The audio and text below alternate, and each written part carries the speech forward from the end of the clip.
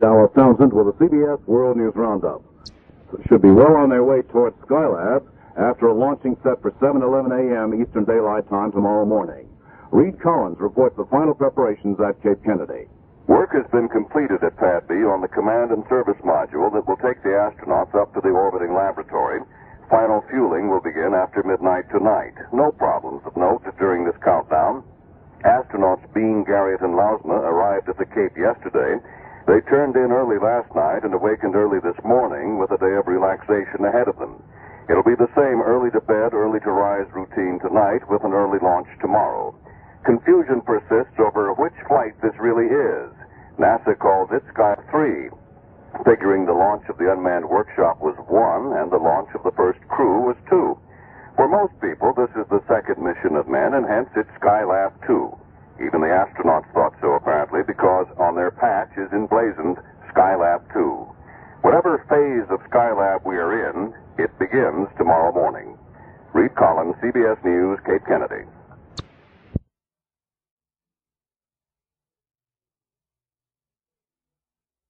On 4 p.m. CBS News, Douglas Edwards reporting on the CBS Radio Network.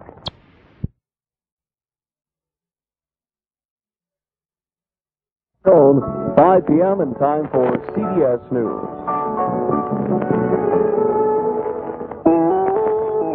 CBS News, good afternoon. This is Steve Young reporting on the CBS Radio Network.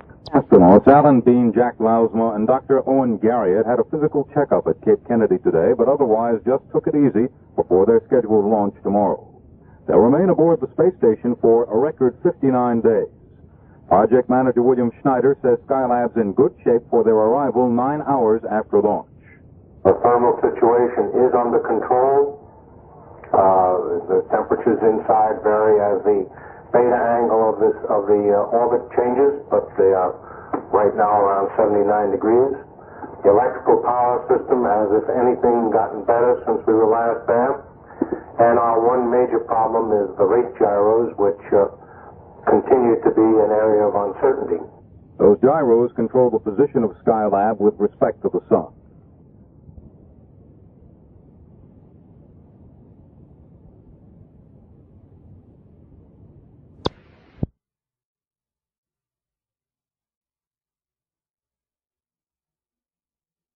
The evening report is next. At the tone, 7 p.m.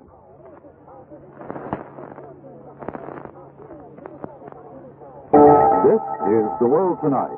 Good evening. I'm Douglas Edwards, CBS News. Garriott and Jack Lausma went through the familiar pre-blast-off ritual at Cape Kennedy today, and if all goes according to plan, their Saturn rocket will leave for the Skylab space station at 7:11 Eastern Time tomorrow morning. Reed Collins is on hand at Cape Kennedy. The countdown has hummed smoothly.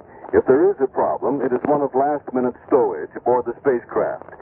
6 spare gyroscopes weighing 146 pounds have been added in case those aboard the Skylab fail. A rack of spices, garlic, onion powder, and pepper has been added, along with 8 pounds of ketchup. The previous crew had found the food bland, and Captain Alan Bean of this crew loves ketchup. The spacecraft maximum takeoff weight is 13,500 pounds. And right now, including Bean's ketchup, it weighs 13,405. 3 experiments have been jettisoned in order to make the weight limit. Once the workshop is in order, Lausma and Garriott will erect a new sunshade to last the full 59 days of this endurance contest. Thunderstorms crackled across the Cape tonight as Bean, Lausma, and Garriott bedded down early. Their wake-up call is 2 a.m. By lunchtime, the weather is expected to be clear, and above it all, the Skylab has been repressurized. Its temperature now is in the 70s, and it's ready for boarders, the second manned mission of Skylab. This is Reed Collins, CBS News, Cape Kennedy.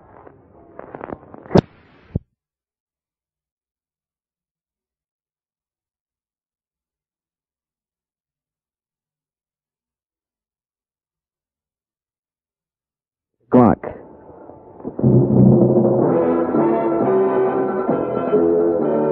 News of the hour on the hour from American Information Radio.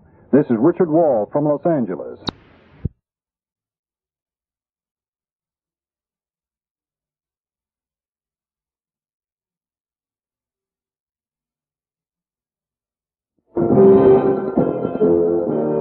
This is George Caldwell for American Information Radio in New York with World Wrap-Up, the sounds of the news this July 27th, 1973. In the top of the news, meat dealers say the freeze is causing a shortage. The Oklahoma State Prison is on fire. John Ehrlichman says checking the personal habits of public officials is a good idea. We'll have those and other stories in a moment. The astronauts will be awakened in about 4 hours to begin preparations for launch, scheduled at 7:11 a.m. Eastern Time tomorrow. NBC News will provide live coverage. President David Mel.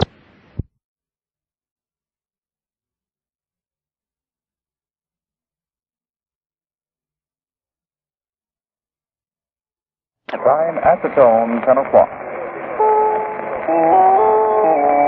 CBS News. Ann Crosman reporting on the CBS Radio Network.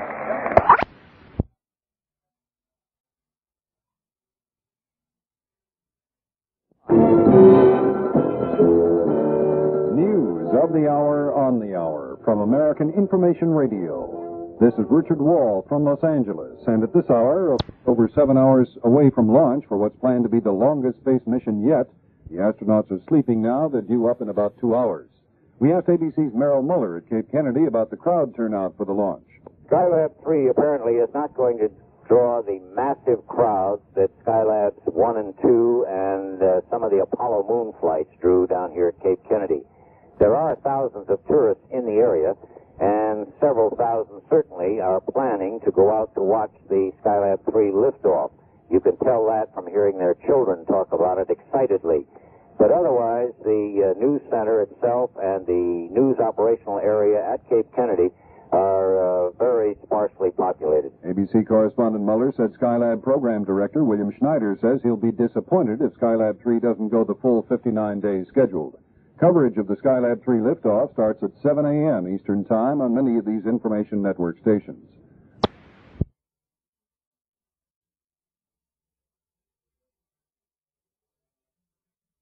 Reporting that as right the Skylab crew blast off in the morning, the trio is expected to give scientists new information on man's reaction to long-term weightlessness along with studies of Sun and Earth.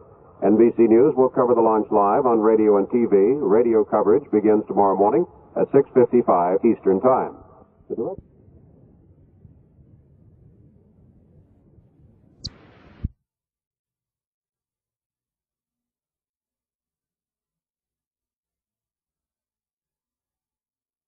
Crockett's News Time. CBS News, Doug Poling reporting on the CBS Radio Network. All continues going well for the launch of the second crew to man the Skylab space station. That takes place just over 1 hour from now. Reed Collins reports from Cape Kennedy. Bean, Garriott, and Lausma have been zippered into their spacecraft for some time now as the launch crews feed a mixture of nitrogen and oxygen into the cabin. Alan Bean, over in the left-hand couch, has gone through a series of malfunction checks with launch control. And down below them, steaming in the darkness, is the Saturn 1B rocket, fueled and ready. When dawn breaks here, scattered clouds are expected to appear at about 15,000 feet. There's some scattered ground fog, but nothing of a launch problem foreseeable. Ahead for these men, an 8-hour chase of the orbiting laboratory, and a day that won't end really until 11 o'clock Eastern Time tonight, when they have been docked with the Skylab cluster, have eaten, and are ready for some rest. This is Reed Collins, CBS News, Kennedy Space Center. Hear coverage of the liftoff over many of these CBS Radio Network stations at 7:04 this morning Eastern Time.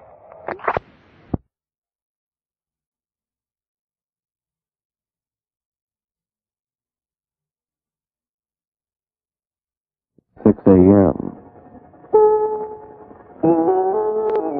CBS News, good morning. This is Steve Young reporting on the CBS Radio Network. All's ready at Cape Kennedy for the launch in just a few minutes of the next Skylab crew. CBS News correspondent Reed Collins is standing by at the Kennedy Space Center. Dawn is reaching up from the Atlantic here at the Cape. The countdown clock is shedding away the seconds. Alan Bean, Owen Garriott, and Jack Lausma have been locked up in their spacecraft at Pad B now for a couple of hours. Shortly after 2 this morning, they were pronounced fit by their doctor. They ate the big breakfast of steak and eggs. 275 miles above, the Skylab workshop is waiting, repressurized, ready for boarders who plan to stay there 59 full days. Reed Collins, CBS News, Kennedy Space Center. More in a minute.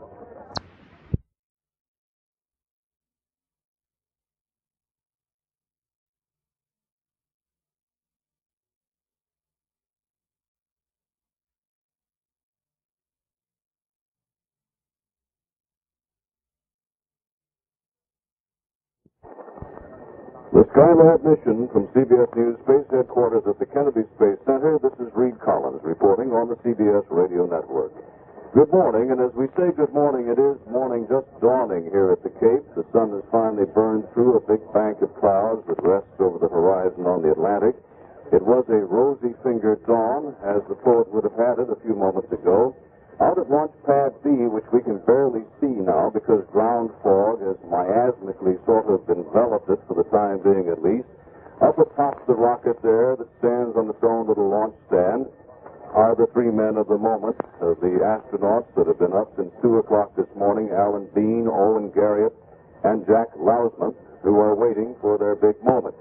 The clock now says 5 minutes, 56 seconds to go. It's counting, clicking down. The launch time is 10 minutes, 50 seconds after the hour, coming up in just a few moments, of course. Let's check out now with Chuck Hollingshead, the voice of the Kennedy Space Center, as he brings us up to date. The Air Force Eastern Test Range, who performed tracking during the powered phase of flight, and of course the launch team here in the firing room. All reporting in at this time. Houston Flight just reported in that they are go for start of the automatic sequencer. The program director, William Schneider, also reports we're go for launch. That's the situation now. We're go for launch, as all has gone according to plan, as it has so many times here from the Cape. Alan Shepard and Zeke Slayton, the sort of mother hens of the astronauts, were with the crewmen this morning for steak and eggs shortly after 2 a.m. They suited up. Their doctor, Dr. Pat Buchanan, pronounced the men fit and eager to roll. It was then, after suiting, a 7-mile ride out here to Pad B, which then was in darkness. They went up to the top, 224 feet of 1B rocket standing on 127 feet of pedestal to make up the deficit between that smaller rocket and the big Saturn V that normally is launched from here. This one's powerful enough, though, about 1.64 million pounds of thrust to be generated during takeoff. The spacecraft weight limit is sort of interesting this morning. It should be no more than 13,500 pounds. Mission Control and the engineers estimate it now weighs 13,405 pounds. That gives us just a 95-pound margin. Included in this are 8 pounds of catsup, some garlic, some peppers, some celery salt, and various other spices to relieve what the first Skylab crew discovered was rather bland-tasting food. If you ask Dr. Royce Hawkins, the main doctor for this particular mission, about the 8 pounds of catsup, he explains rather succinctly that Alan Bean likes catsup. Well, Alan Bean is the Navy captain who's the mission commander, and if he likes catsup, they're going to take 8 full pounds for him. 3 experiments, by the way, had to be left off because of the weight requirements. The cats, of course, had nothing to do with that. But since we're hearing from and about these men for the next 59 days, a word of deeper biography probably is in order. Owen Garriott is 42 years old. He's a Ph.D. whose field is really electrical engineering. He wears a mustache. He has a professorial bearing about him. Garriott was born in Enid, Oklahoma. He's married. He and his wife, Helen, have 4 children. Arriving at Florida just a couple of days ago for the launch, Garriott had a few words. We're all very anxious, very pleased to be back at the Cape. And we're anxious to start off on this trip for which we've all been working, at least the 3 of us, for something like 2 or 3 years as a team and 5 or 6 years total. And we're really anxious to get started with it, and we hope to be seeing you folks when we're back here on the ground in a little over 2 months. Owen Garriott, the Ph.D. from Stanford. Well, John Glenn was this country's first man in orbit. Most people remember, too, that he was a Marine. Today's Skylab pilot, Jack Lausman, is a Marine major, and he thus becomes the second spaceman from the Corps. Lausman is 37, was born out in Grand Rapids, Michigan. The Lausmans have 3 children. He's a big, strong man whose NASA doctors say has the constitution of a horse. Looking forward to it, as we have been for a long time, and we see a lot of familiar faces out there, and those of you who have many of you have helped to get this mission underway, and we're proud to be representing you as as well as going on this flight. We're looking forward to it, as I said, and we'll be back here in a couple months to say hello again. Jack Lousma, the man who's over in the right-hand couch. Well, the mission commander on the left is the only fellow who's been in space from this crew before. Navy Captain Alan Bean went up with Pete Conrad to the moon on Apollo 12. And I bet you remember their good-natured chuckling as they hopped about on the surface there. You probably recall, too, they destroyed their television camera when they pointed it at the sun soon after they got out of their landed LEM. Bean is a Texan, married to a Texan, and they have 2 children. Captain Bean's 41. He has a distinctive voice, one that seems to cut right through static. We're anxious to have the opportunity to do the things that we've been training to do. We know that Pete, Joe, and Paul left the spacecraft in good shape, and we're going to go up there and live rent-free for 2 months. And then we'll leave it for Jerry Carr, Bill Pope, and Ed Gibson. Thank you for coming out again. There he is, Captain Alan Bean, as we listen to them greeting a small contingent of people out on the ramp at Patrick Air Force Base when they arrived here at the Cape. Still very difficult to see too much out there. We're at the 1-minute mark in the countdown, down to 59, 57 seconds. We're on down into the automatic sequencer now. The computer deciding when we're ready to go and when they're ready to go. Let's join again the voice of Chuck Hollingshead. And the second man crew to man the orbiting Sky Laboratory. T-minus 42 seconds. Spacecraft commander now has made the final guidance alignment. That's the final action to be taken by the crew on board the spacecraft until after the launch. T-minus 30 seconds. T-minus 30 seconds and counting. The 8 first stage engines will ignite at 3.1 seconds in our countdown. They'll be held down while thrust is built up until the 0 mark, at which time we'll get liftoff. We'll be looking for liftoff right at the T0 mark. We're down to 13 seconds. We're down to 12, 11, 10, 9, 8, 7, 6, 5, 4, 3. We should see fire, and we do. We have ignition. And we have liftoff. We have first motion. It's going up in the bank of clouds. They've cleared the tower. Let's hear it. Let's see if we get any communication now. We know they've cleared the tower. Program using. Roger, roll and pitch, Skylab, and first looks all in. That's Dick Dooley reporting back. 20 seconds into the flight. The automatic emergency Skylab on the front report. Heading out, it's very clear up there now. Very bright flame that rivals the sun. 7/10 of a mile.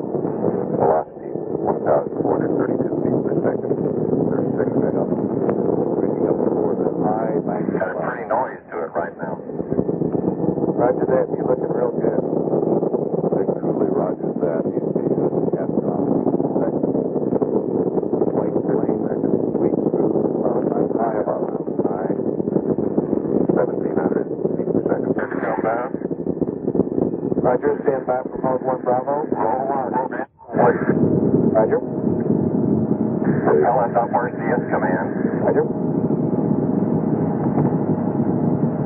Getting up to the bank. I get a great feeling of motion up here, Dick. It really feels like it's moving now. Roger, PLT and Skylab Houston, your feet wet. That last Jack Lousma. Understand. Feet wet means if they got into anything, they'd have to get into the ocean again, which is a good idea in the mode of the Borth, which they would use now at this 1 point. minute, 30 seconds. 10 miles high now, 5 miles downrange. Velocity 3,280 feet per second. Thrust still looking good, trajectory looking good. Ripping up there at 2,300 miles an hour. Yes, you engine out, LB rate off. Stand by for mode 1 Charlie capability. Mark, 1 Charlie. Understand.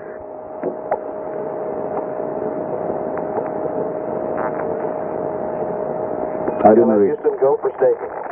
Roger, go here.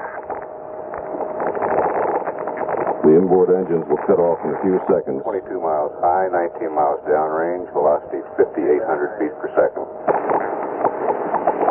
Traveling almost 4,000 miles per hour as we measure them. Inboards. Outboards. All 8 engines have cut off. Staging. They're separate. Ignition on the S4B stage. Roger, we're watching the thrust come up now. Skylab Houston, thrust looks good on S4B. That's good news. 2 minutes, 45 seconds. Altitude 41.5 miles. Velocity 7,695 feet per second. Downrange 60 miles now. Roger, tower Justin, you boat 2. The tower's left, and now they can see where they are. Guidance initiate. Roger. Everything's looking real good. You're go at 3 minutes. Nice and bright up here in the sun. Roger. Rather dingy morning all of a sudden down here. Were it not for the flame, you could barely see the rocket leave. 5 miles, downrange 90 miles, velocity 8,189 feet per second.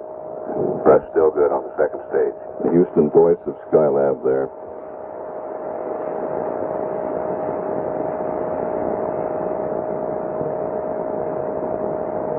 Jack Riley, we're told, is manning the mission in Houston this morning. Okay, Dick, the cabin pressure's locked up real good here. You should see that tower go. Lousy. Roger, understand. Dick is truly the Capcom in Houston. And we're going 4 minutes. Roger, Skylab, we concur. You go at 4. Everything's still looking good. Skylab now 142 miles downrange. Altitude 70 miles. Velocity 9,135 feet per second. Remember now, the old workshop is way out ahead, some 3,000 miles ahead, and streaking over toward Europe. And when they go into orbit, it'll be 3,000 miles ahead of them and above at 275 we'd like to try miles. that liftoff again. That was great there, Dick. My turn next. That's a report from Jack Lousman.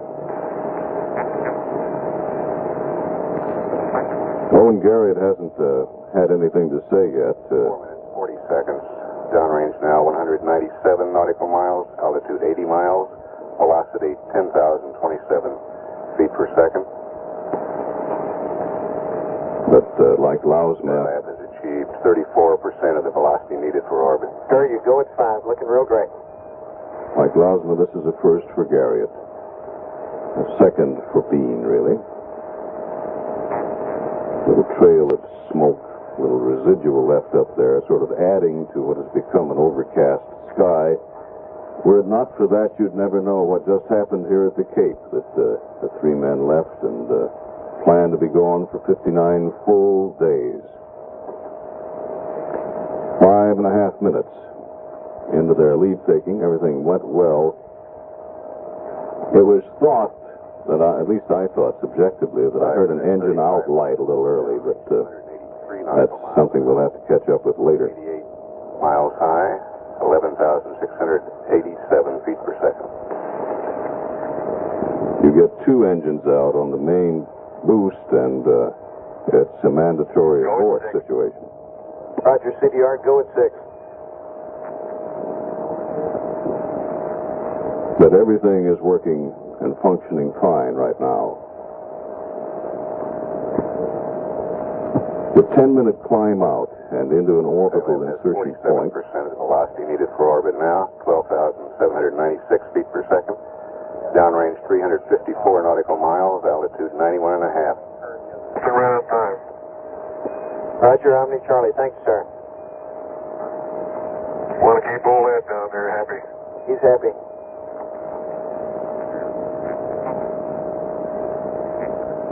So everybody in Mission Control in Houston, including Dick Truly, who you heard say next time it's his turn, he may not have a turn as things are shaping up, at least certainly not in this series. Okay, we just put on the gimbal motors, Houston.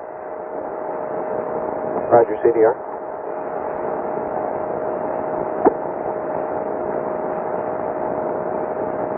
Skylab Houston, we see 4 good gimbal motors, good trims. Your go at 7 minutes, looking real good. Roger. The old S-4B pushing them along now, the one that has lofted men out. 7 minutes, 10 seconds now, downrange 473 nautical miles, velocity of 15,380 feet per second, altitude 92 nautical miles. This first orbit isn't a circle. It's different from that in that it wants about 80 nautical miles at the lowest point, about 120 at the apogee or highest. They'll then circularize that and through a long series of sequence burns, finally get themselves into the same orbit as the workshop. 5% of the velocity needed for orbit. And this is a long 8-hour day in itself, this M=5 rendezvous. Houston, and we're go at 8. Roger, PU shift. And we concur. You go at 8 minutes. Propellant utilization shift. The mixture ratio of the propellant has changed now to provide better propellant feed at altitude. Sort of like changing your carburetor mixture when you get up high in the Rockies someplace. Altitude 89 nautical miles. Velocity 19,172 feet per second. But of course, this takes its own oxidizer with it. 75% of the velocity needed for orbit now achieved.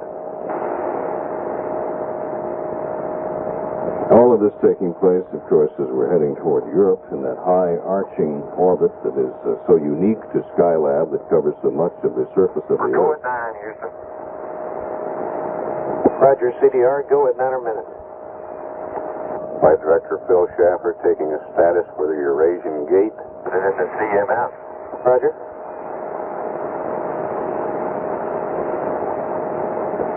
He advises the range safety officer Skylab is go at the gate. Passing that gate will commit Skylab to fly over portions of the land masses of Europe and Asia. CDR Houston, we're predicting the guidance cutoff at 9er plus 5-3. Roger, 9 plus 53. Another Stand by 30 for seconds. mode 3 alpha capability. Mark, mode 3 alpha. Roger, 3 alpha. Now they could kick themselves on into orbit with their Stand by own for mode 4 capabilities. capability. Mark, mode 4. Roger, mode 4. Skylab could now get into orbit if it headed to abort using the service propulsion system. The Eurasian Gate, of course, provided something of a difficult decision where you could. Right. We should have cut down now. 25709. 122.2 by 83.2. We look good. Sounds real great. It's Alan Bean. You sure know when it quits. Roger. So the shove at the back is finished for now as far as the That was an on-board 4B. out of the orbit, 122.2 nautical miles by 82.2 nautical miles. We'll confirm the orbit with tracking in a little bit. And that's just about what was aimed for. Skylab Houston, we've confirmed your orbit and your go for orbit. Looks good. Okay, tell the guys at KSC thanks. There was a nice job. Roger, Al. Roger, Al, and that's what we get from Alan Bean as he and his companions, Owen Garriott and Jack Lausma, are in orbit.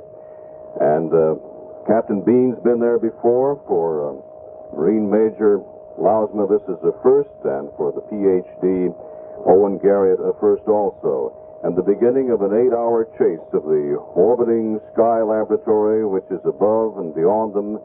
And sometime this afternoon, Cape time, they should be getting up to it, and they'll rendezvous with it. And then they'll spend a long evening getting ready for the preparation of the laboratory itself. They'll sleep this evening in the command service module in which they are now. They get a bite to eat, and about 11 o'clock this evening, after having been up for 21 hours and having fulfilled a big day, then the flight plan says, all right, let's rest. And that'll be the first rest they get, of course, during this long 59-day planned mission. The mission, the second manned mission of the Skylab series. For now, I'm Reed Collins, CBS News at the Kennedy Space Center.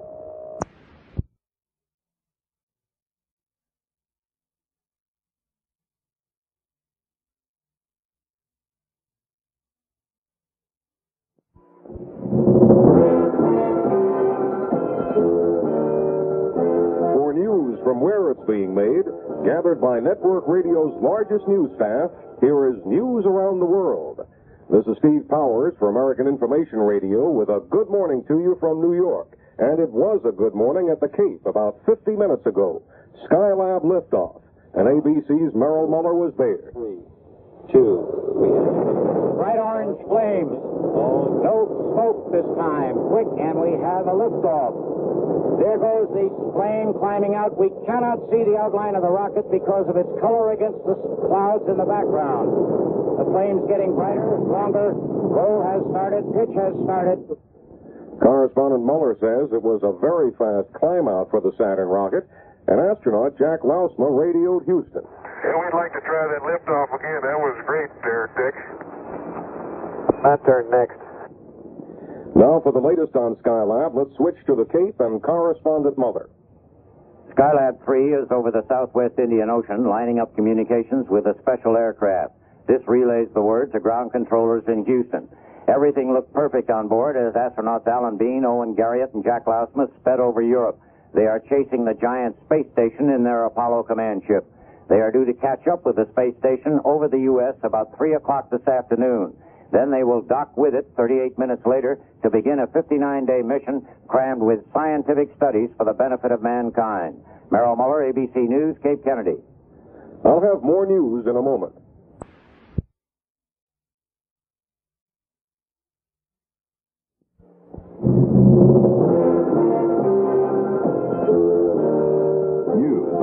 On the hour from American Information Radio. This is David Garcia in Washington. And at this hour, aboard an Apollo spaceship, astronauts Bean, Garriott, and Lausma are in Earth orbit, chasing the Skylab space station. It was a perfect liftoff this morning, and the spaceship is scheduled to catch up and dock with the space station later today. A look at the agenda for the second Skylab mission in this report from ABC's John Pollock in Houston. The second Skylab mission will give the best indication yet of man's place in space if it lasts for the full 59 days. Doctors here at the Johnson Space Center said the physical deterioration of the first Skylab crewmen caused by weightlessness seemed to level off near the end of their 28-day mission. If Alan Bean's crew confirms that, it could open the door to much longer manned space flights. With solar physicist Dr. Owen Garriott manning Skylab Solar Observatory, astronomers are expecting their best look ever at the activities of the sun. Among many other experiments to be performed will be an attempt by a common spider to spin a web in weightlessness, an experiment suggested by Lexington, Massachusetts high school student Judith Miles. John Pollock, ABC News, Johnson Space Center. A reported offer to surrender. That story coming up.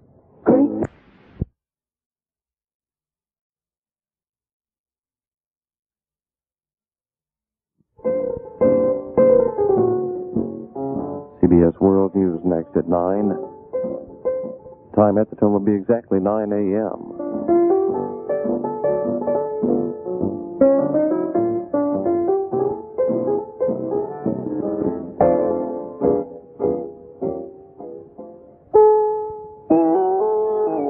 CBS News, Dallas Townsend reporting on the CBS Radio Network.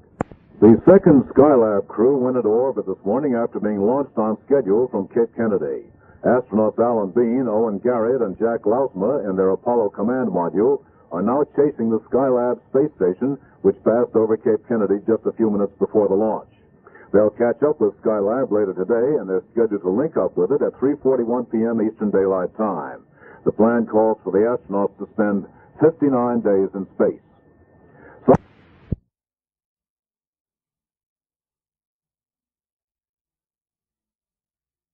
On exactly 10 a.m. CBS News, good morning. This is Steve Young reporting on the CBS Radio Network. The crew was launched from Cape Kennedy this morning. Jack Lausma, Alan Bean, and Owen Garriott are in Earth orbit now inside the command ship, pursuing the space station, which they're scheduled to catch in mid-afternoon. Before the launch, things were so low-key, Lausma actually caught a nap on his couch inside the spacecraft just 45 minutes before blastoff.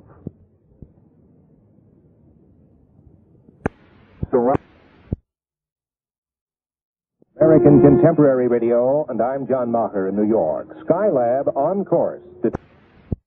The crew of Skylab lifted off from Cape Kennedy about 5 hours ago. In Houston this morning, we asked ABC correspondent John Pollock about reports of a problem aboard the command ship. Flight controllers here at the Johnson Space Center noticed a drop in pressure in a fuel tank which supplies 4 of the 16 steering jets on the Apollo spaceship. At about the same time, the astronauts noticed a stream of bright particles near that fuel tank which could be escaping fuel. The astronauts astronauts instructed their guidance computer not to use those steering jets. That ended the stream of particles, and while flight controllers here at the Johnson Space Center are studying the problem, they don't believe it's serious. Correspondent Pollock says the astronauts report the flow of particles from their command ship has stopped. ABC's Merrill Muller reports from Cape Kennedy that the astronauts have sighted the orbiting Skylab and plan to dock the command ship to the Skylab in about 3.5 hours from now. In McAllister, Oklahoma, the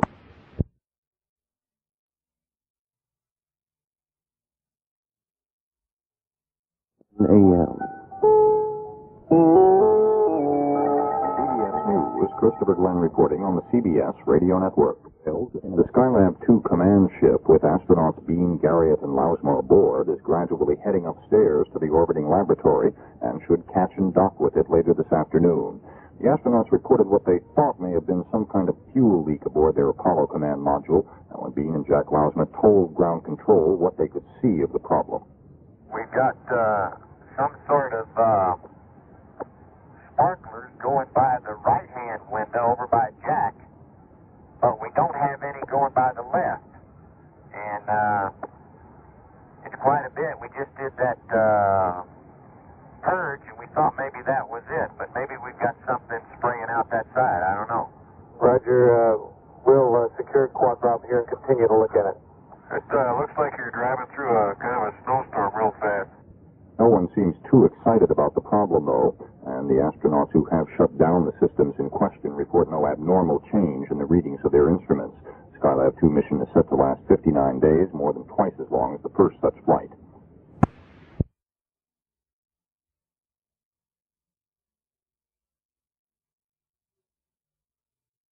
Astronauts are scheduled to link up with their orbiting laboratory in less than an hour for a stay in space of up to 59 days.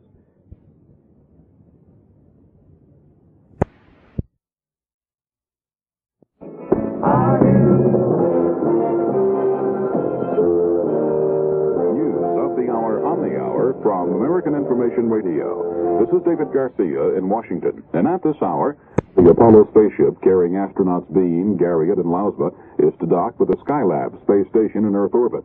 They're to stay aboard for 2 months, the longest manned space mission ever. There's a possible fuel leak aboard the Apollo spaceship. No word yet on how it might affect the mission.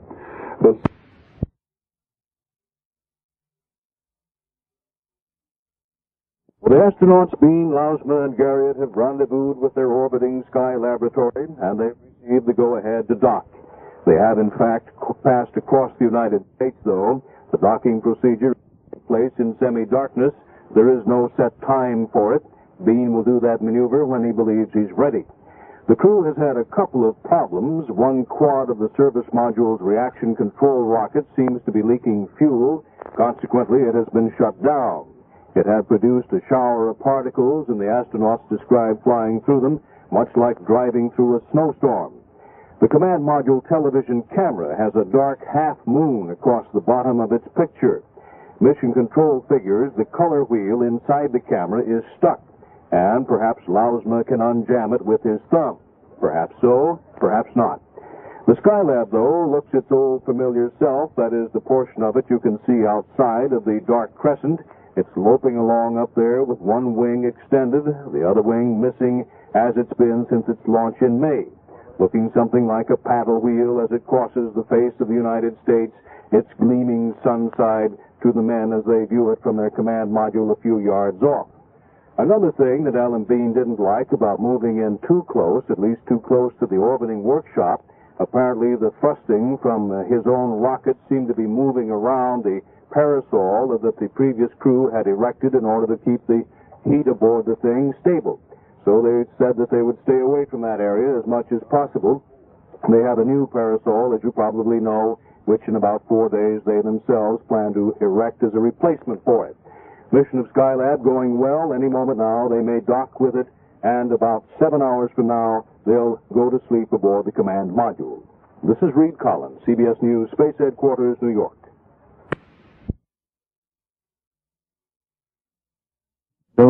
3 p.m.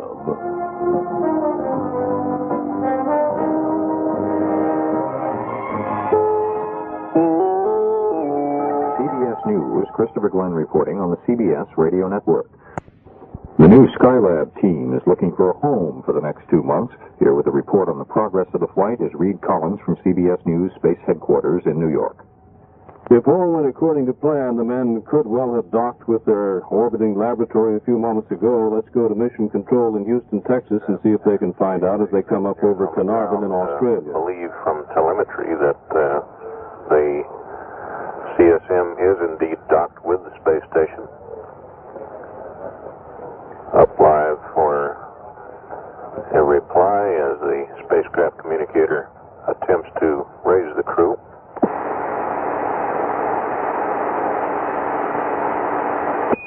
Skylab Houston at Carnarvon, how do you read?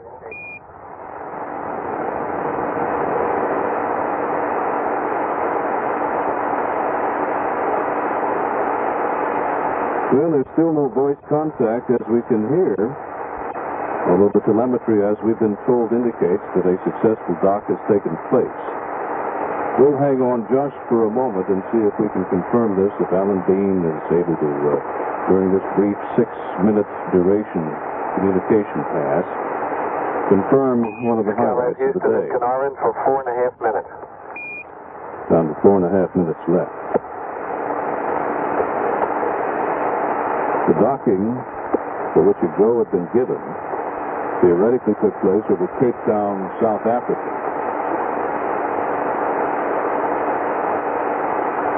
It being a habit not really to make things necessarily done over ground stations, especially sort of routine things. But as we recall, redocking during the first manned Skylab mission proved to be a considerably non-routine thing. This is the first docking of this second manned mission. Skylab Houston at Carnarvon for 4 minutes. Roger, how do you hear now, Dick? Roger, loud and clear now. There's Bean. Okay, we're docked. That went real well. The tunnel pressure integrity check worked fine. We have not removed the hatch yet, and we're having a snack, and then we're going to get after it. Well, that's good, and that, I think, is what everybody sort of was willing to waste a couple of minutes more to hear, because they've been working so hard these many hours trying to get to this way station on the long road to 59 days in space. The Skylab has successfully docked. The command module with Bean, Lausman, Garriott aboard are now securely latched to what they hope will be their home for the next 59 days. And this is Reed Collins, CBS News.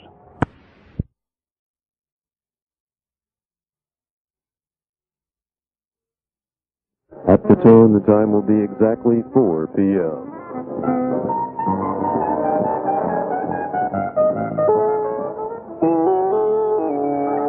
CBS News, Alan Jackson reporting on the CBS Radio Network. The first phase of the second manned Skylab mission has been completed, a rendezvous in space with the laboratories that will be home and workshop for the astronauts for the next 2 months. Reed Collins reports from the CBS News Space Headquarters in New York. Out of sight and sound of any ground station, Alan Bean eased the nose of the command module into the garage port aboard Skylab. Mission Control waited several moments, however, as the joined craft crossed Australia before Bean finally made radio contact. Okay, we're docked. That went real well. The tunnel pressure integrity check worked fine. We have not removed the hatch yet, and we're having a snack, and then we're going to get after it. After a brief peek inside the workshop, the astronauts plan to spend this night sleeping aboard the command ship. Tomorrow, they'll set up their permanent housekeeping in the workshop. Reed Collins, CBS News Space Headquarters, New York. To the following on the CBS Radio Network. The Skylab astronauts completed docking with the orbiting space station about 2 hours ago. The men will spend much of this evening moving food and equipment into their new home for 59 days. It now appears they'll sleep aboard the space station tonight. That sleep period scheduled to begin in about 5 hours. It will be the end of a long 21-hour day for the 3 astronauts.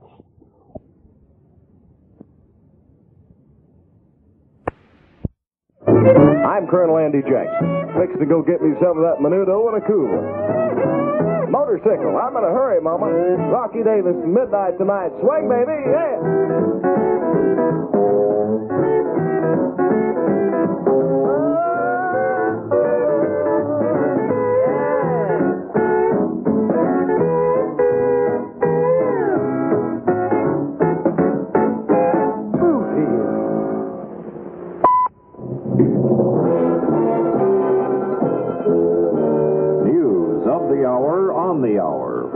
American Information Radio. This is Tim O'Donnell in New York, and at this hour...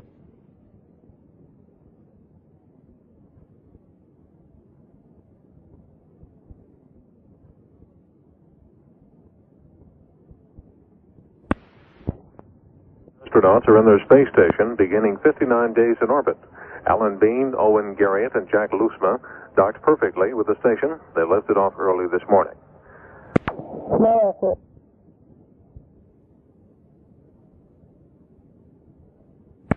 Astronauts are inspecting the space station this evening. The astronauts move into Skylab tomorrow morning, and that'll be their home for the next 59 days. Senator Huff.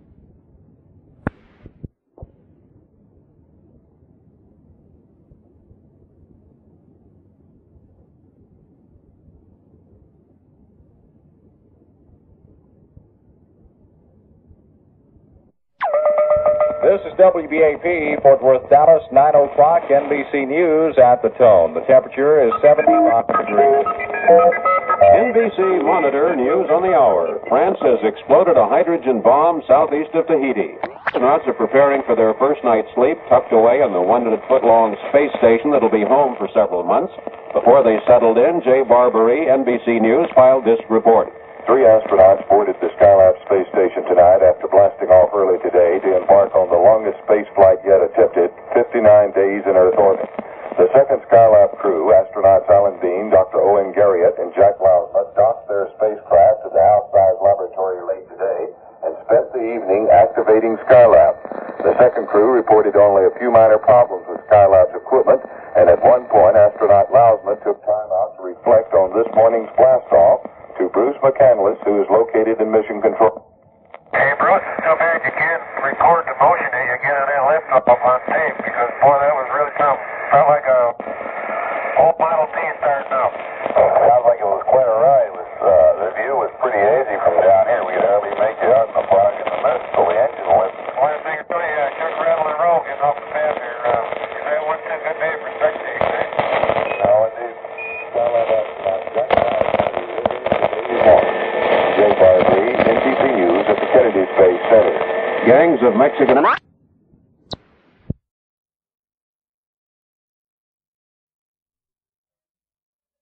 Well, 10 o'clock. This is Sandy Dosen with KLBJ Radio News. One person was killed and 500... CBS News, Chuck Hollingshead reporting on the CBS Radio Network. There are astronauts Saturday night moved into the space station after a successful docking earlier. Astronauts Bean, Garriott, and Lousma thus begin 59 days of living and working in Earth orbit. They were launched into space Saturday morning from Cape Kennedy. After entering the space station, Bean and Garriott reported some slight nausea. They attributed the problem to moving around too quickly in the weightless space laboratory.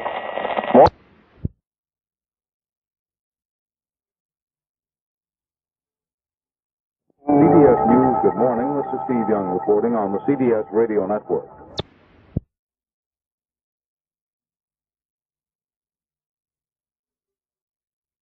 Is reminding you to conserve energy. News of the hour, on the hour, from American Information Radio. This is Steve Powers from New York, and at this hour, the astronauts are up and around getting used to what will be their home for the next couple of months. No trouble aboard Skylab. All 3 astronauts complained of some motion sickness last night due to adjustment to weightlessness.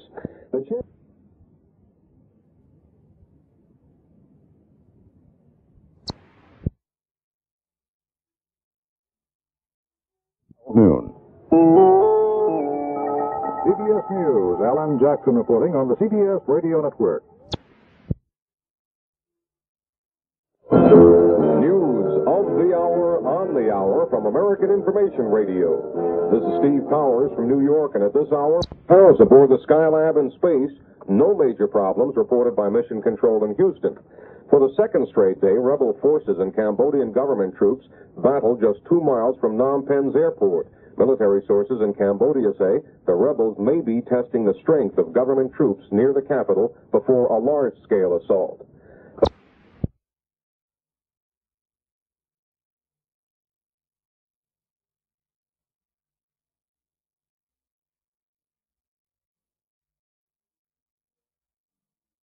3 p.m.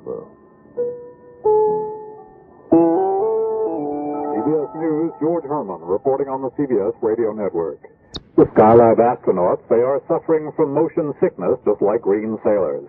One has been suffering from plain old-fashioned nausea. The other two admit that they are none too happy with their stomachs and are not up to eating or doing very much. They've taken a few hours off to try to get their innards under control, and there is some speculation that they may not be in shape for their spacewalk scheduled to go outside Skylab next Tuesday.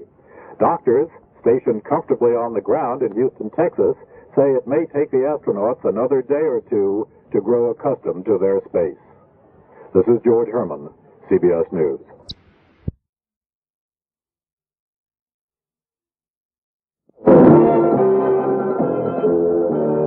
News of the hour on the hour from American Information Radio. This is George Caldwell from New York. And at this hour, astronauts are resting this evening, their work schedule delayed by motion sickness. The work...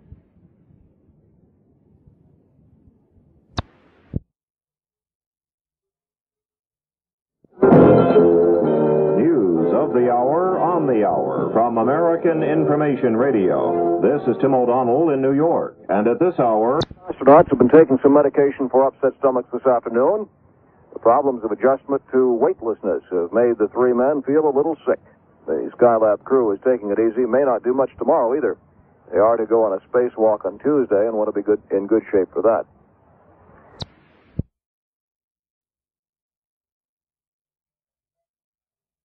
This is WBAP, Fort Worth, Dallas. It's 9 o'clock. From Knoxville, Tennessee, we bring you the Mull Singing Convention.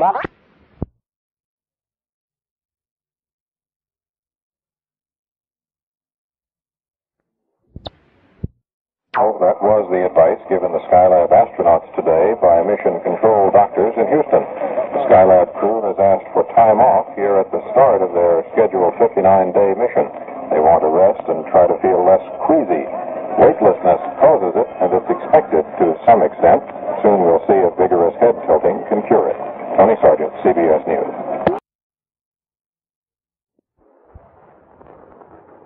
Good morning. This is Dallas Townsend with the CBS World News Roundup. The last 2 FM. News of the hour on the hour from American Information Radio. This is George Engel from New York, and at this hour, astronauts were awakened unexpectedly this morning by the sound of valves opening and closing. Mission Control in Houston was correcting a minor pressure leak by remote control, and the crewmen aboard Skylab turned in again for some extra sleep as soon as that problem was fixed. They're trying to fight motion sickness with longer rest periods, but there are other remedies in the works, as ABC correspondent John Pollock reports from Houston. Doctors here at the Johnson Space Center say a combination of medication and exercise may help the Skylab astronauts get used to weightlessness and solve their motion sickness problem. The doctors instructed the astronauts to take anti-motion sickness pills and then to shake their heads rapidly while under the influence of the medicine. Astronaut Alan Bean said he and his colleagues would do it, but Bean complained that they'd done the same procedure before their flight began, and it hadn't done any good. John Pollock, ABC News, Johnson Space Center.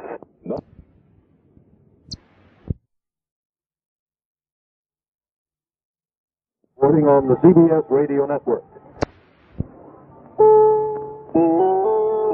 CBS News, Dallas Townsend reporting on the CBS Radio Network. Astronauts were awakened early this morning because of a small air leak in their orbiting space station. They fixed it and then went back to sleep, hoping to recover from the effects of motion sickness. Dallas Townsend, CBS News.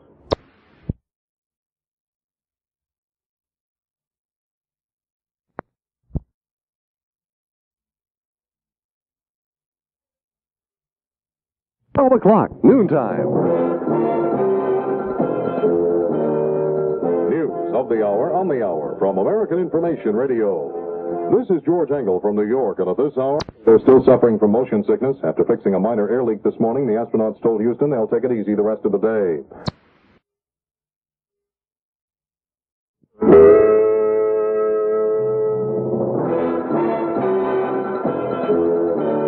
News of the hour on the hour from American Information Radio. This is Richard Wall from Los Angeles, and at this hour... Astronauts say they're still having some problems with motion sickness, so tomorrow's spacewalk, already pushed back one day, may be delayed again. This is ABC Information Radio.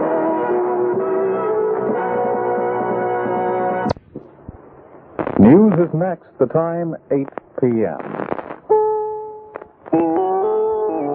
CBS News, Doug Poling reporting on the CBS Radio Network. Astronauts are still sick to their stomachs, the nausea caused by the transition from gravity to weightlessness. Now they've postponed for one more day plans to make a spacewalk. It's off until at least Thursday. The astronauts got sick shortly after linking up with Skylab following their launch on Saturday. NASA's getting lots of suggestions from American mothers. One of them says, give the astronauts some soda crackers. Another lady recommends cola syrup over cracked ice. Somebody else says try a combination of rice and tea. Even if NASA liked these ideas, how would they deliver the concoctions to the alien spacemen? This is Doug Poling, CBS News. WBAP, Fort Worth, Dallas. NBC News on the Hour. The Four-Nation Vietnam Truth Supervisory Commission is reduced officially to 3. This is David Rush. Postponement by at least 2 days. A planned spacewalk by the Skylab astronauts. They're already a full day behind schedule. Good morning. This is Dallas Townsend with the CBS World News Roundup.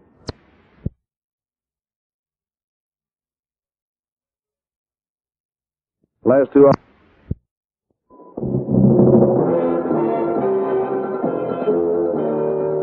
News of the hour on the hour from American Information Radio. This is George Engel from New York, and at this hour, spacewalk is postponed again. Flight controllers in Houston decided to delay the spacewalk until Saturday to allow more time for the astronauts to recover from motion sickness. Latest word was that the Skylab crewmen are feeling much better, but they're still a little queasy. Houston this morning delayed the first spacewalk of the new crew until Saturday in order to give the astronauts more time to recover from motion sickness.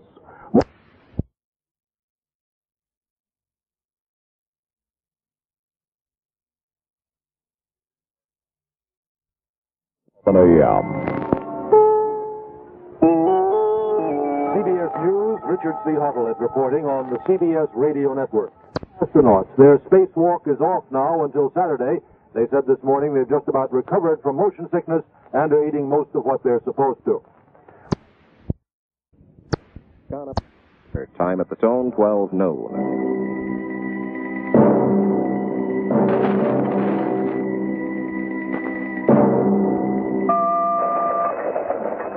From the World Desk of United Press International, this is Brian McFadden. An airline had motion sickness, which has forced the postponement of their spacewalk until Saturday.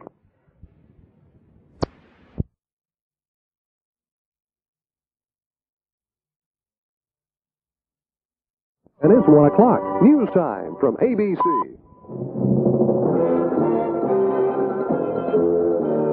News of the hour on the hour from American Information Radio. This is Bob Walker from New York, and at this hour, astronauts have pronounced themselves almost completely recovered from motion sickness, and the third, Owen Garriott, says he's 95% cured. However, ground control put off a twice-postponed spacewalk once again until Saturday at the earliest. The Dow Jones Industrial's down 1.12. This is ABC Information Radio.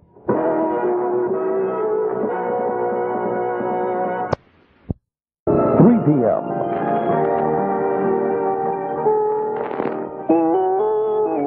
CBS News, this is Reed Collins reporting on the CBS Radio Network. Astronauts are getting by without anti-nausea medicines today, but Captain Alan Bean says they're a long way from being ready for an EVA or spacewalk. We're getting better, no doubt about it. Nobody's had any scope dicks today, and if we just be careful, everything's copacetic. But we certainly don't feel good, and nobody does. And I suspicion that there's no way we could pull off an EVA in the next couple days. The EVA, or walk to install the new sunshade outside the laboratory, now is scheduled for no sooner than Saturday, and officials say it could be delayed even further.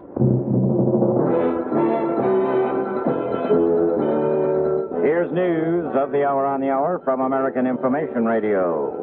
This is Merrill Muller in Los Angeles, and at this hour, reports they are much improved from their bouts of space nausea, but the spacewalk has been postponed again until Saturday at the earliest. This is ABC Information Radio.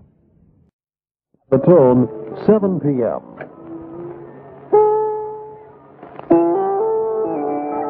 This is The World Tonight. Good evening, I'm Douglas Edwards, CBS News. And that's The World Tonight for Tuesday, July 31st. A footnote on the Skylab astronauts: their motion sickness is getting better, but their spacewalk has been postponed once again. This is Douglas Edwards, CBS News.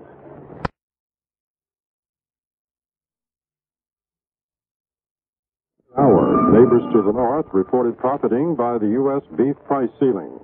This is David Rush with word from industry leaders that will say it'll now be Saturday at the earliest. Once today, the astronauts reported marked improvement from the ailment, but later they told ground control they don't feel too good. More news after this. Good morning. This is Dallas Townsend with the CBS World News Roundup. Astronauts are now preparing for their first full day of experiment at the orbiting space station. Medical tests will be stressed to make sure that Bean, Garrett, and Lausma are recovering from the effects of motion sickness. Their representatives spent 13 hours discussing the subject in Brussels and agreed that they'll put up enough money to build what is termed the sorting laboratory. That's the key element in the $5.5 billion United States Space Lab project. The cost of sorting is estimated at $370 million. Contracts between the United States government and the European Space Research Organization are to be signed 2 weeks from now. Italy, Norway, and Sweden have not been able to provide ironclad guarantees that they will contribute their assigned share. But the British representative says there's too much momentum in the project now for those 3 countries to back out. At the tone, 1 p.m.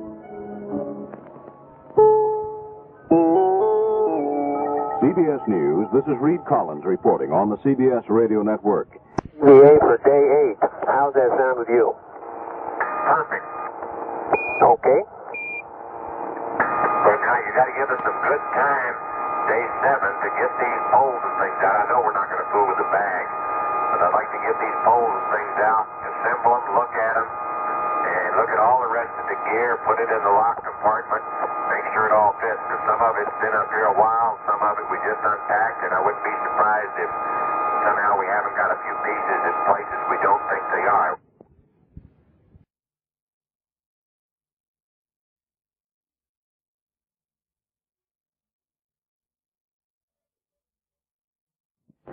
At the tone, 5 p.m. and time for CBS News.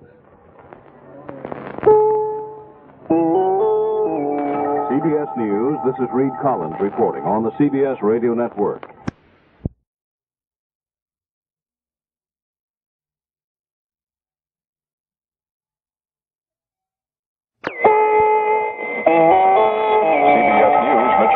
Reporting on the CBS Radio Network.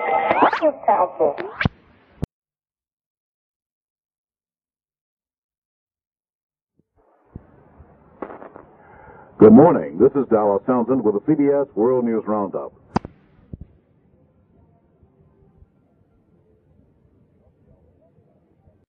CBS News, Dallas Townsend reporting on the CBS Radio Network. Lab, another fuel leak has been detected in the jet thruster system aboard the command and service module, now attached to one end of the space station.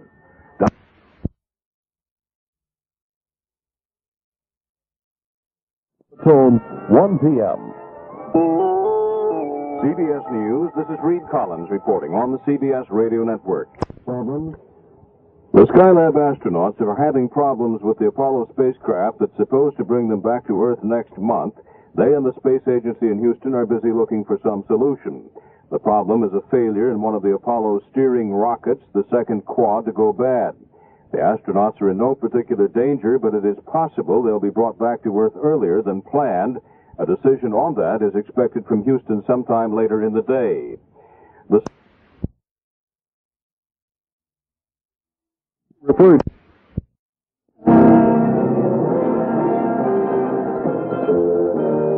News of the hour on the hour from American Information Radio. This is George Engel from New York, and at this hour, ABC's Flight controllers in Houston are looking into a problem with the steering rockets on the Apollo spaceship. Officials in Houston said this morning they might bring the Skylab crew home early, or there might be a rescue mission in 4 or 5 weeks to bring the crew home. Right now, the Skylab crew is in no danger, and officials have just announced the Skylab work will continue while officials work on that problem.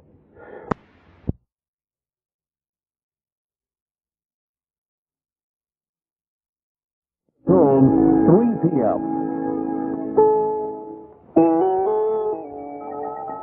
CBS News, this is Reed Collins reporting on the CBS Radio Network. The astronauts have been told to press ahead with their mission while Mission Control considers a problem aboard the Apollo spacecraft that got them there and would normally bring them home. 2 of 4 rocket quads are leaking. It's possible the problem could spread to all 4. A Saturday spacewalk to install the new sun shield has been delayed. Preparations to ready a rescue rocket at the Cape have been speeded up. No decision's been reached whether to wait for the rescue rocket, come home early aboard the one they have. For now, the word is to proceed as though things were normal. More in a minute.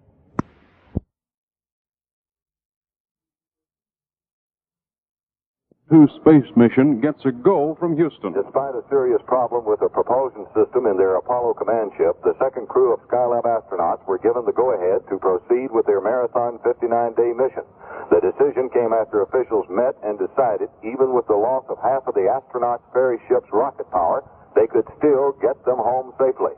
Crew Commander Alan Bean was given the decision by the director of the Manned Spacecraft Center, Dr. Christopher Kraft.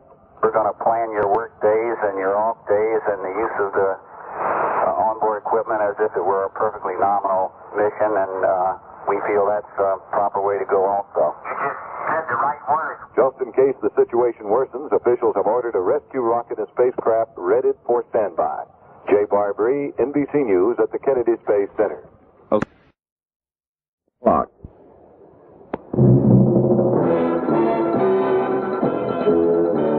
News of the hour on the hour from American Information Radio. This is Richard Wall from Los Angeles, and at this hour, Skylab astronauts Bean, Garriott, and Lausma have the okay to go for a full 59-day mission, but only on a day-to-day basis because of the propellant leak in the Apollo ship's control rockets.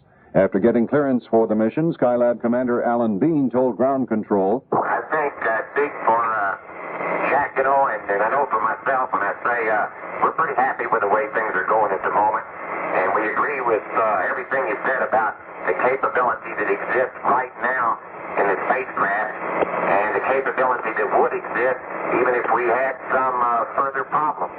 We don't plan on any, but even if we did, we still have plenty of capability to return home safely, and we agree 100% with what you just announced. But Bean also got word that the first spacewalk has been delayed again beyond Saturday, and work's underway at Cape Kennedy for a rescue flight about September 10th, if it's needed.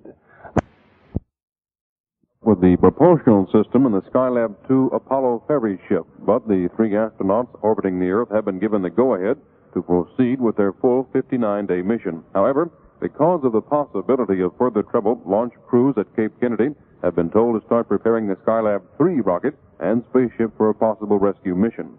Such a rescue mission could not be flown until about September 10th, 15 days earlier than the planned return to Earth of the 3 spacemen. The rescue mission would be flown only if the Skylab 2 command ship is incapable of being flown itself.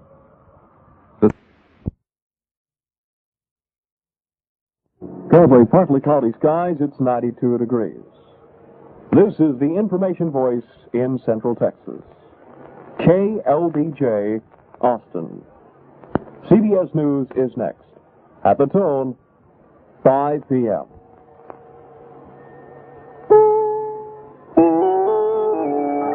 CBS News, this is Reed Collins reporting on the CBS Radio Network. Astronauts Bean, Lausma, and Garriott were told today that efforts are underway at the Cape to prepare a rescue rocket in case their mission must be foreshortened.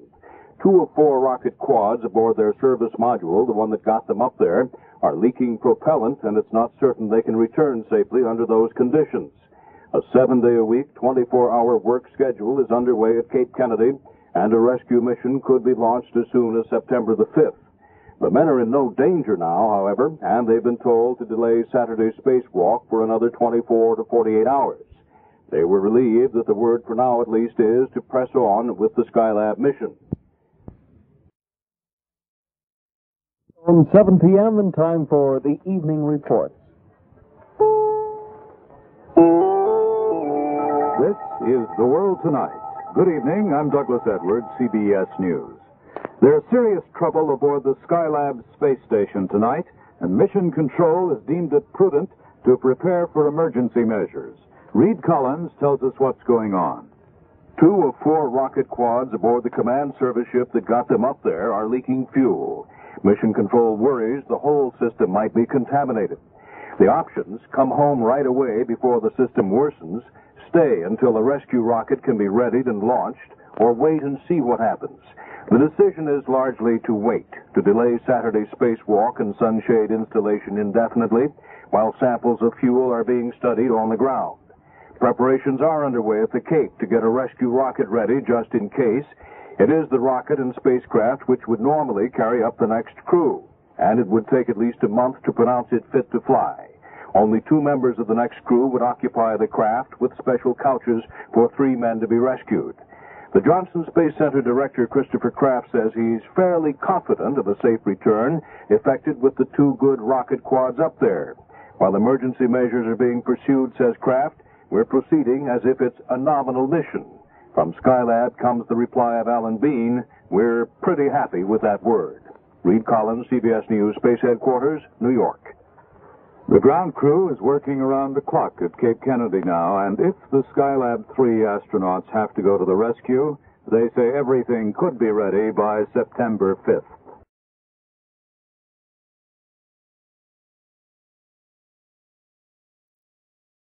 Clock.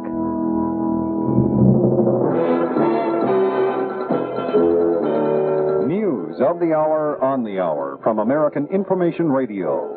This is Richard Wall from Los Angeles, and at this hour, operations for a rescue flight ended.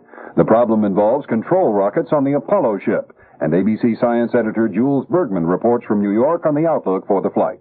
It's going to be a nervous 35 days until the rescue spacecraft is ready for launching if it's needed to pick up the Skylab 2 crew. No one fully understands why 2 of the rocket thruster quads have failed, leaking fuel. But 2 systems are mandatory for Earth landing. And if one of the remaining 2 fails, the space agency will then almost certainly wait for the rescue spacecraft, despite optimistic statements being voiced publicly.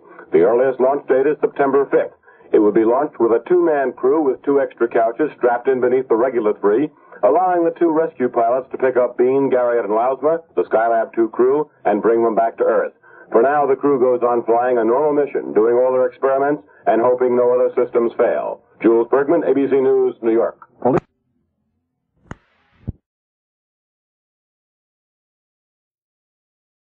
At full speed, preparing a rescue ship in case it's needed to bring the Skylab astronauts home.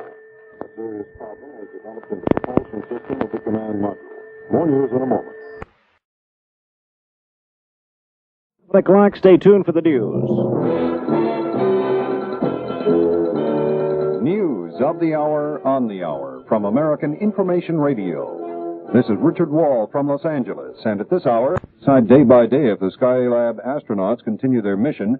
Bean, Garriott, and Lausma have a tentative go for the full 59 days unless they run into more trouble, and the rescue flight is being prepared if needed.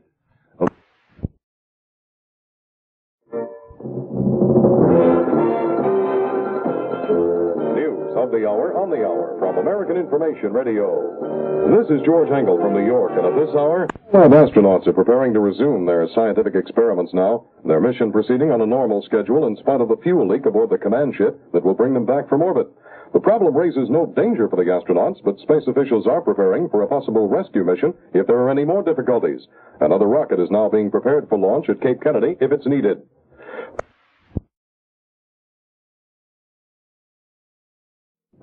The latest on the Skylab mission, and this report from ABC's John Pollock in Houston. Despite the mysterious problems in their Apollo space ferry, the Skylab astronauts are getting to work on the scientific research they set out to do. Later today, they'll perform their first observations of the Earth with Skylab's array of sophisticated cameras and instruments.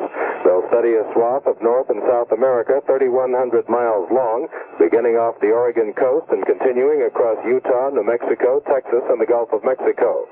Meanwhile, flight controllers here in Houston still don't understand the leak in the fuel system, which supplies the Apollo steering rockets. But they say they're confident they can find the trouble, and in case they can't, a rescue ship is being readied at the Kennedy Space Center to bring the astronauts home. John Pollock, ABC News, Houston. UC San Antonio. News of the hour on the hour from American Information Radio. This is Steve Powers from New York, and at this hour, astronauts conducted a full schedule of experiments today as hurry-up launch preparations for a possible emergency rescue mission slowed slightly. The Skylab crewmen hope to complete a full 59-day mission, even though their Apollo command ship is crippled. Officials say they may have to launch the first space rescue mission ever attempted if the Apollo craft has more problems. Technicians at Cape Kennedy are working around the clock to prepare a rocket and another Apollo spacecraft for the possible rescue try. Former FBI... On 7 p.m. This is The World Tonight. Good evening, I'm Douglas Edwards, CBS News.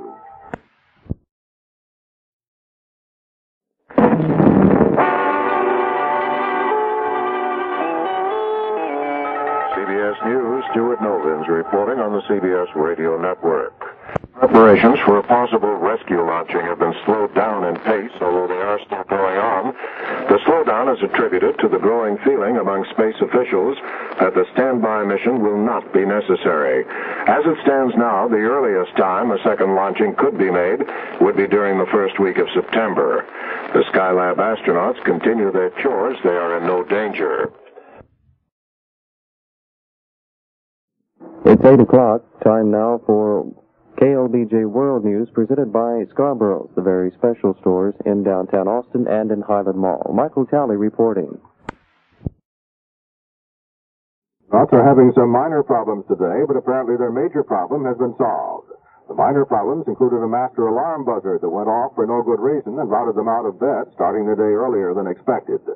But space agency spokesmen say they think they have figured out a way to use a combination of other rockets and still get the astronauts back home safely. Their mission now expected to go the full 59 days.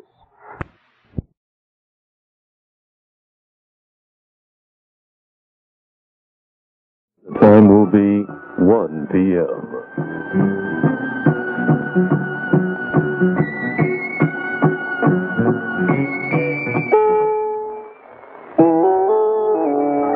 CBS News, Alan Jackson reporting on the CBS Radio Network.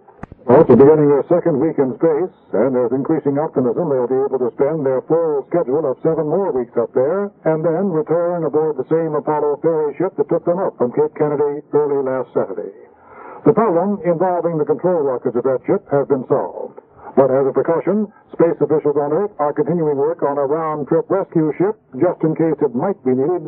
Indications now are that it won't be. One other pesky problem this morning, a short circuit in one of the telescope controls. The astronauts were advised to skip their planned astronomy experiments until technicians at Houston can figure out what caused the problem. Alan Jackson, CBS News. And the time will be 2 p.m.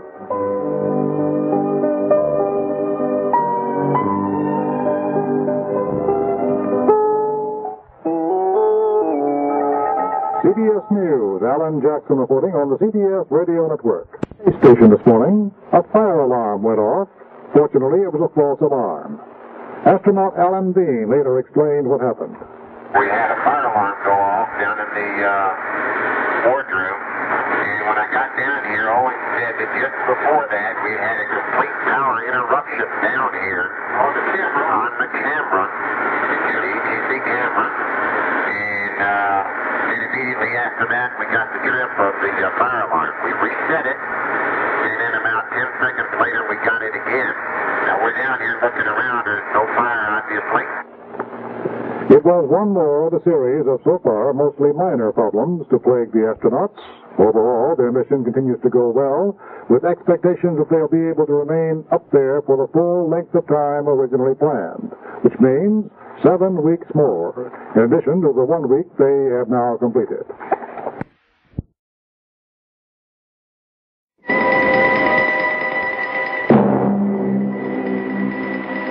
In Seguin, the temperature 90 degrees. News on the hour presented by the Nolte National Bank. The time at the tone, exactly 6 o'clock.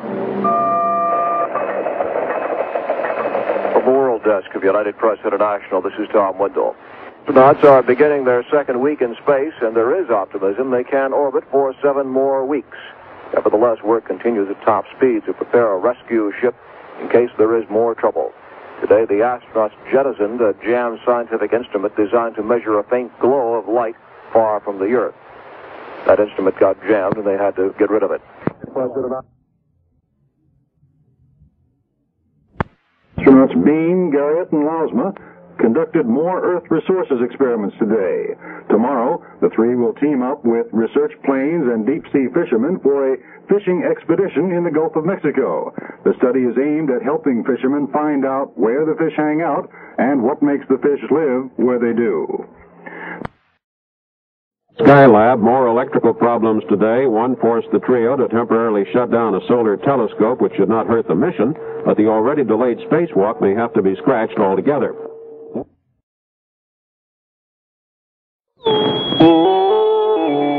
CBS News, Doug Poling reporting on the CBS Radio Network. 9 a.m. CBS News, good morning. This is Steve Young sitting in for Neil Strasser on the CBS Radio Network. Our commander uncovered a surprise today in the face of all that talk about the pollution crisis. There's sure a lot of unpolluted water on this planet, I'll tell you. I'm looking at it for, 8 days now. Every once in a while we see a little polluted plot, but most of it is completely unpolluted, at least from this altitude. Bean and his bunkmates aboard the space station, Owen Garriott and Jack Lausma, today are taking pictures of the Earth. And they've released Arabella, a lady spider, into a plastic cage to see whether spiders, when weightless, still can spin their webs. On exactly 8 o'clock. News of the hour on the hour from American Information Radio. This is Tim O'Donnell in New York. And at this hour, astronauts took pictures of Earth's resources today and practiced for tomorrow morning's spacewalk.